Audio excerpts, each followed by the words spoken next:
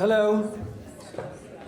It's just me between you and lunch or whatever. This is a tough session to hold because you're all already itching and your minds are blown up. And I'm here to continue giving you some shit and blowing up your brains even more. But I'll try to make this easy and straightforward and fun, right? What I'll be talking about today is the basics, right? Remember those books, Coding for Dummies, Coding for Stuff for Dummies. So I tend to look at myself as a dummy, and many times I need to dumb things down in order to understand them. When my child asks me, Dad, what it is that you do? He's an 8-year-old. It's a tough question. I do marketing. Okay, Dad, what's marketing? I do B2B marketing. Okay, Dad, what's B2B marketing? So what I want to do today is kind of go back to the basic, dumb things down, and the idea is that when we do that exercise, many times it gets you to that aha moment. Oh, am I in the right direction? Maybe that's a good idea. Maybe that's a bad idea, and so on and so forth. Make sense? Are we good to go? Let's do this.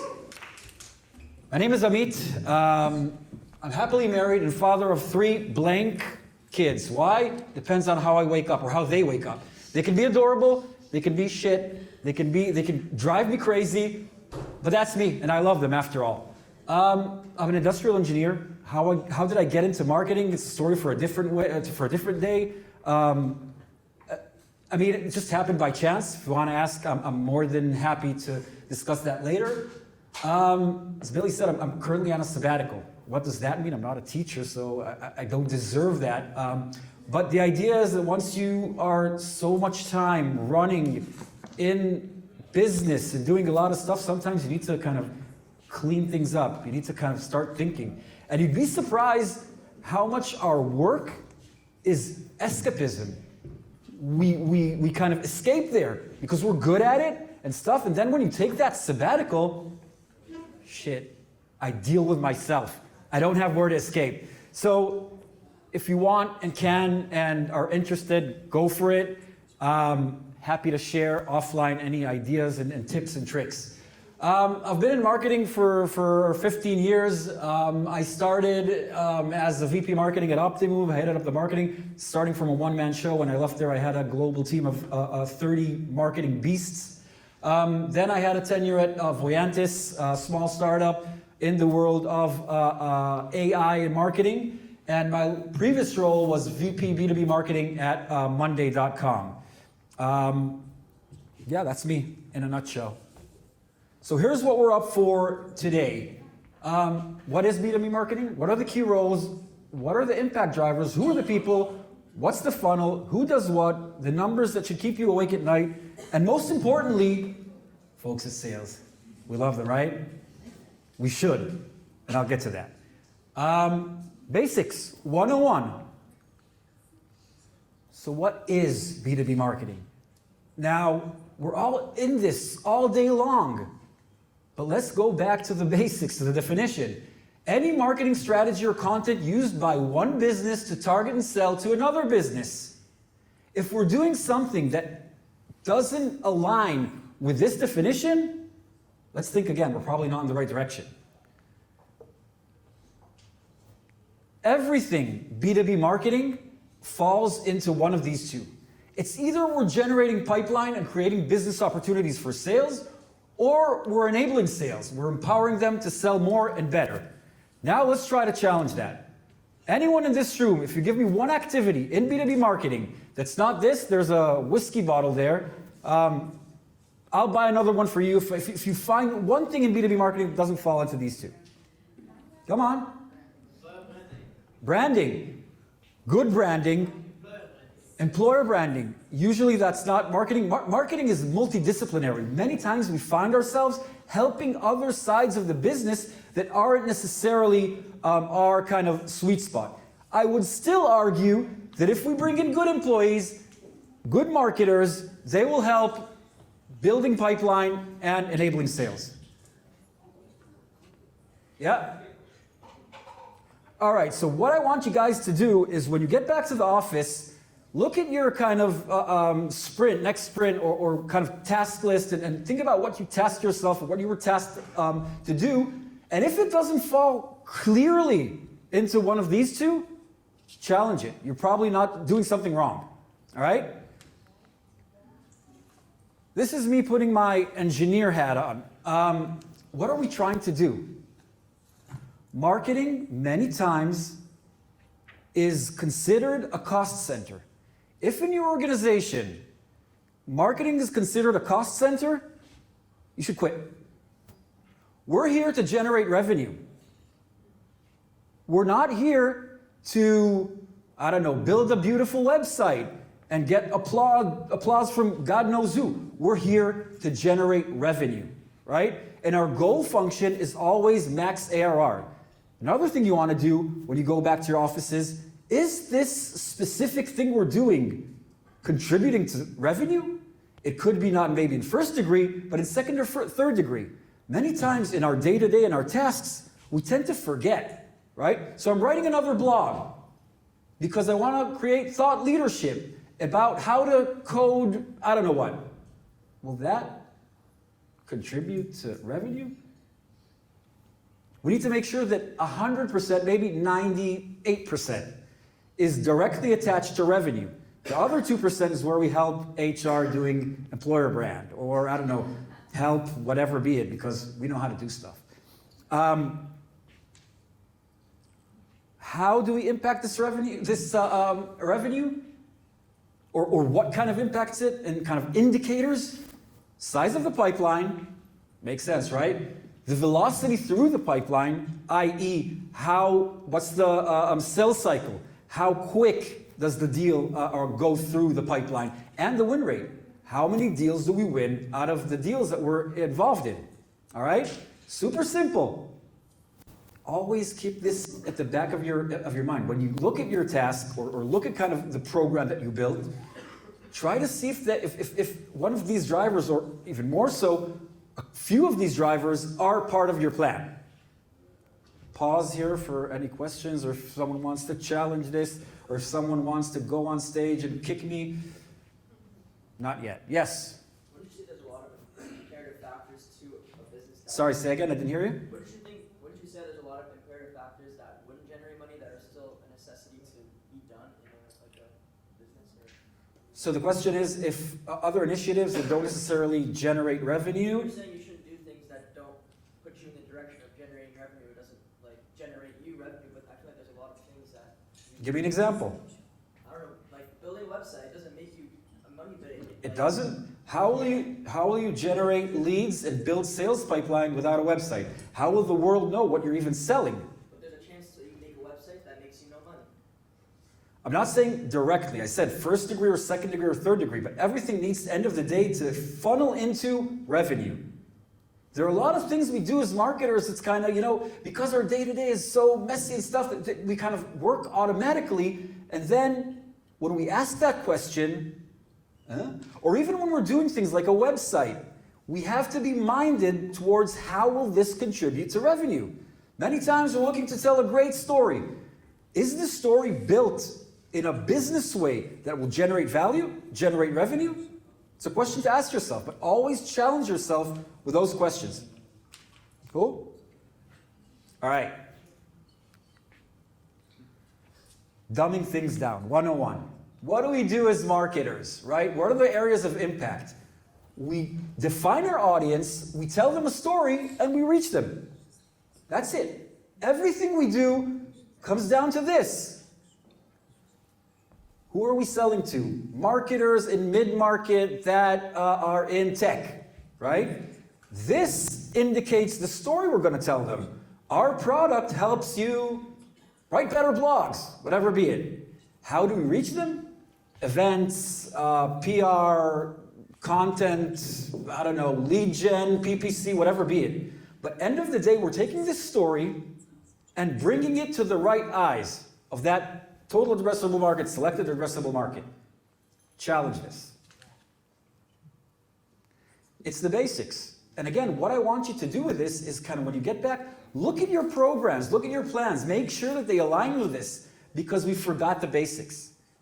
I forgot the basics at least. I've been running 15 years, and I find myself many times saying, well, not now in sabbatical, but generally, am I in the right direction? Many times we get lost. By the way, not only work, in life. Think about the basics in life. What are we trying to optimize? Well-being, I don't know. Yeah? I mean, do you have an example for an activity that you've been asked to do that doesn't align directly or indirectly with your company?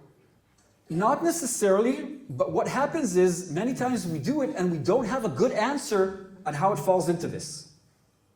Right? So, for example, I work now as the VP of B2B Marketing at Monday. I'm taking time and standing on this stage. I'm not, but just kind of as an example. Standing on this stage, I put a lot of time in building these slides, and I'm standing here. Does that contribute to what I'm looking to do as maximizing revenue of the company? I don't know, let's see, maybe I'm trying to do employer brand and want people in this room, the sharpest people in this room, to come and approach me and say, hey, I want to join your team. Great, so I'm doing something in that direction. But what I'm saying is that we always need to challenge what we're trying to do, right? And have a good answer. If we don't have a good answer, back to planning. Does that make sense? Does that answer your question?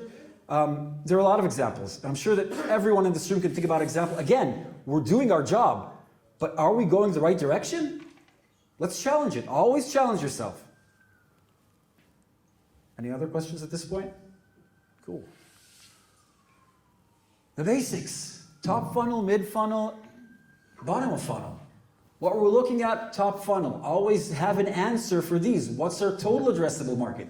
What's our selected addressable market? That segment within the total addressable market that we are targeting. What is a lead? Right? We're all talking about leads. What is a lead? What does it mean? Mid-funnel, MQL. When I joined Monday, or in any other company I worked for, MQL, you reach a certain score because you visited the website, you clicked on it, yada, yada, yada. Let's dumb it down.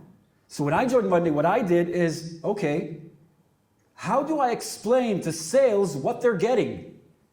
This is someone from a segment that we defined that actually asked to speak with sales. The call to action was speak with sales. How can I do that? Okay, so one of the two. Either my campaign goes, this is what we do at Monday, contact sales, and if they're not ready, then I start putting them in some kind of nurturing, I call this the blender. I'm keeping them in the loop until they're ready, and always call to actions of talk with sales. They will not reach the SDR until they ask to speak with sales. That's an SLA. That's dumbing things down. That's making it easy. Does a salesperson or an SDR understand what's that lead score? Now, I'm not saying kill the lead score. Use the lead score in order to prompt the right call to action. But make sure that both the prospect, the buyer, and sales, and everyone in the room are aligned on what these are. What is an MQL, right? Because a lot of the friction happens when there are super sophisticated, complex definitions. And we're marketers, we make everything complex, right? We're storytellers. An MQL is an amazing lead that went through this process and clicked on that email and reached a 10 score. Yeah, right, as if sales care. We care, but we don't need to justify our existence. We're not a cost center. We're a value generator, right? Dumb things down.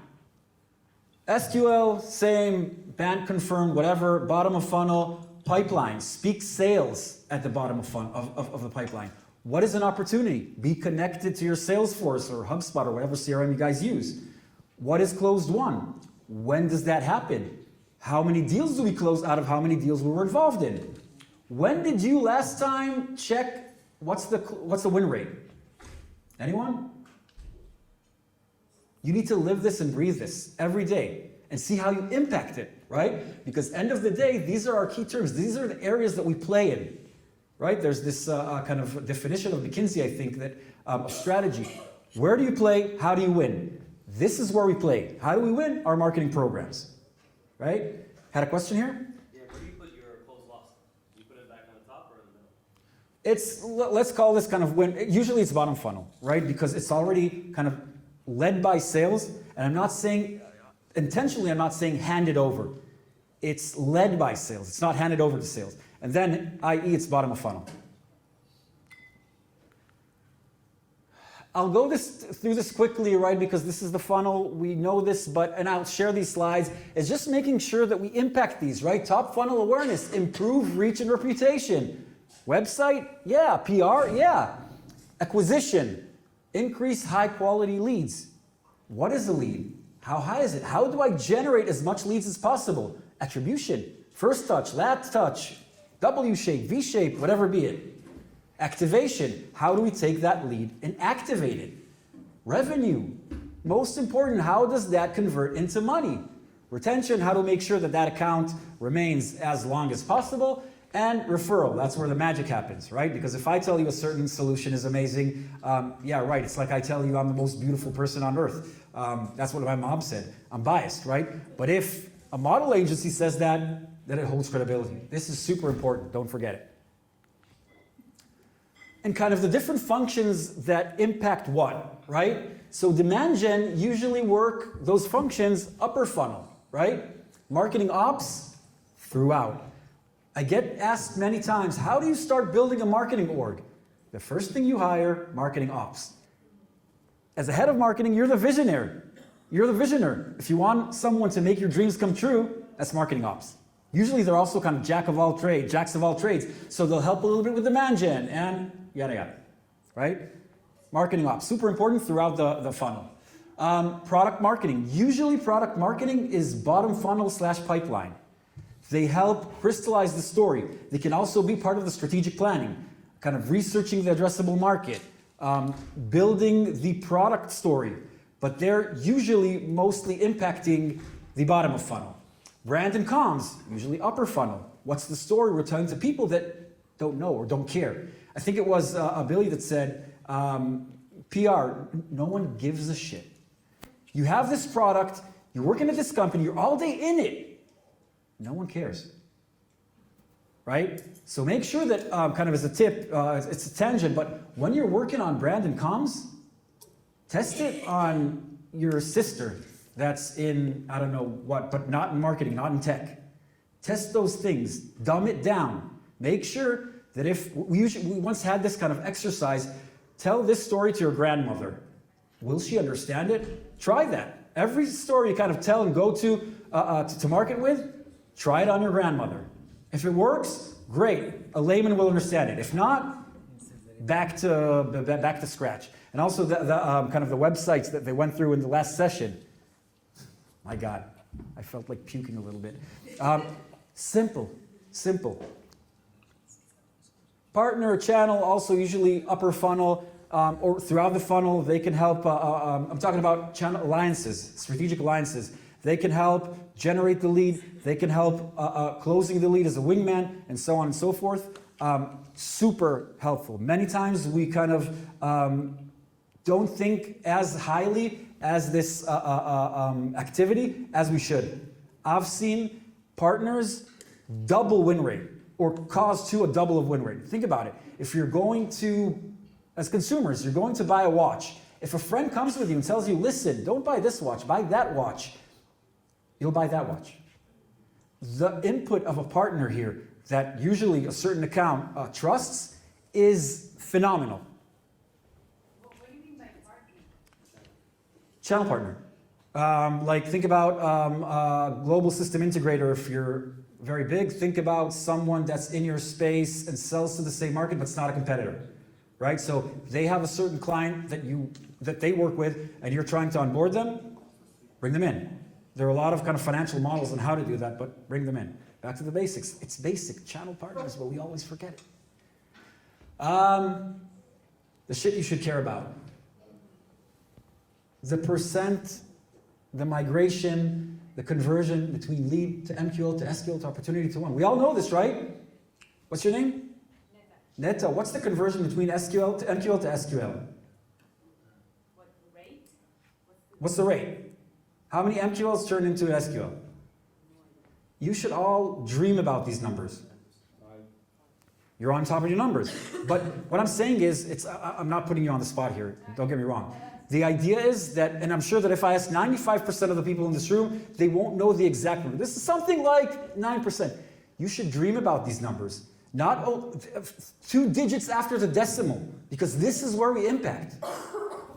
So I've got an issue with beyond the opportunity. Unless you're a SaaS product, Beyond the opportunity, yeah. unless you're a SaaS product and it's no touch from sales, you have zero influence over whether the sales team are doing a good job of closing the opportunity. Are you sure? I disagree. Are you sure? Yes. Unless it's a Sales enablement.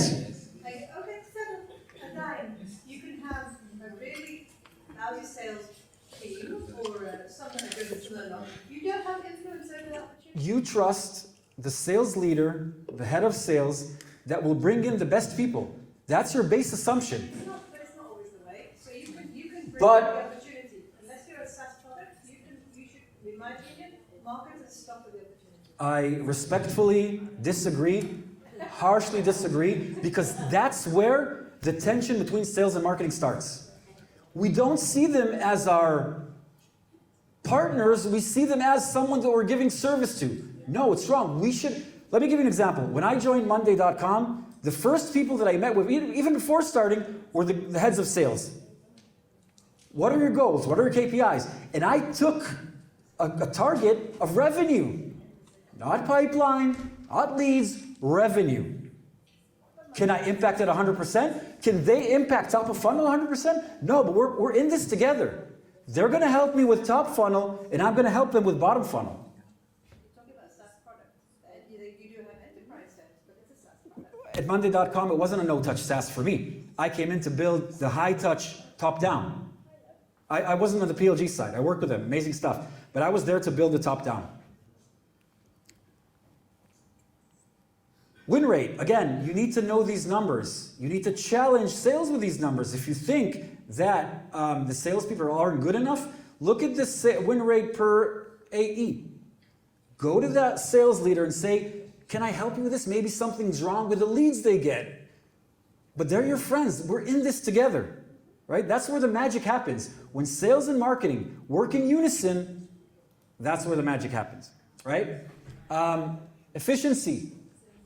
Pipeline to cost. How much does it cost to generate a pipeline dollar? When you're going to a big event that many times, hello? I think I don't need this, right?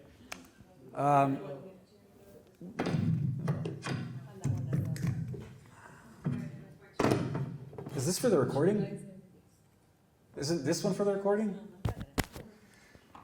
I hate this stuff. Pipeline cost. Anyone in this room can tell me at this point how much does it cost them to generate $1 in pipeline?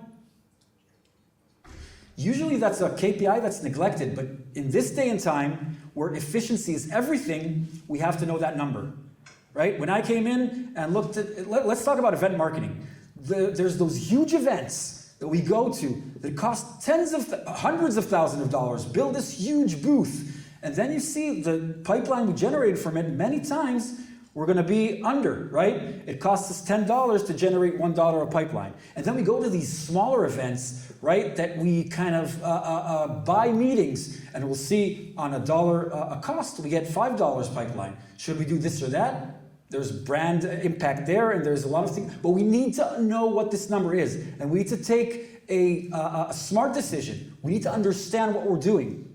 This is the basics, right? We're not a cost center. We do not get budget to build nice booths. We get budget to build nice booths in order to generate pipeline. Always have that in mind. What happened? What happened? All right, thank you very much. Just a few slides out, came back. CAC to LTV. Who calculates CAC to LTV here? And then you're going to say, no, CAC also has a sales cost inside. Right, because we're one unit with sales. We're the business side. There's the development side, the back end of the business, and there's the front end of the business. Sales, marketing, business development, whatever be it. We need to see ourselves there. We cannot see ourselves, and I'm kind of talking very passionately about marketers of the world, because if you're going to F it up, then I won't have a job. right? We need to position ourselves as a value generator, and we're in it with sales. Impact, pipeline contribution. Have a good answer when you're asked on how do we impact the pipeline. Not only generation, but also throughout the pipeline, and revenue contribution. Until the last mile. If I have $1, if, for example, $1 pipeline cost me $5 to generate, but then it converts, that dollar in pipeline converts tenfold higher, then I'm ROI positive. Be on top of your numbers. Know them. Not only, many times I see marketers that kind of, what's your goal? 50 MQLs per month. Okay, what does that MQL mean? Have an answer. Challenge yourself. Understand how you impact the business. When you have that answer, you'll do way better programs. Trust me, I've been there. I did shitty marketing for ages. The plot thickens. Folks at sales. We started to touch upon it, and I think you, at this point, definitely understand where I'm going. Let's talk traditional, right? We don't know how to generate leads, and sales don't know how to sell, right? Some of them know how to sell. Most of us do not have respect for the profession. I had a chat with Lisa's folks a few days ago talking about account-based marketing. And they spoke about sales as them. It's not them, it's us. There are things they know to do way better than us. We're at marketing, we're in an ivory tower. If we need to understand, let's build a buying committee, right? Buying committee is who we're kind of selling to as part of an ABM program or any program. Who is this committee, buying committee? Do we know? We have hypothesis about who they are. Sales know they've been there. They know it way better than us. We're an ivory tower, for good and for bad. We see things from 30 feet high. But don't forget, we need to see what's going on there. Listen to the gong calls. Ask them, be their best friends. Because that's the only way to become a revenue generating part of the business. All right, so usually this is marketing and this is sales, right? No, sales are also up there and marketing are also down here. This is a great slide that I use a whole lot by Gartner, right?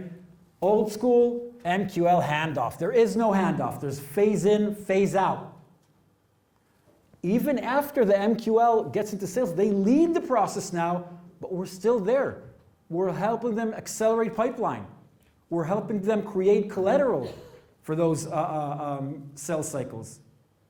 Post-sell, we're there to help with retention, with the CSMs. But that's a story for another day, right? Don't look at sales as them.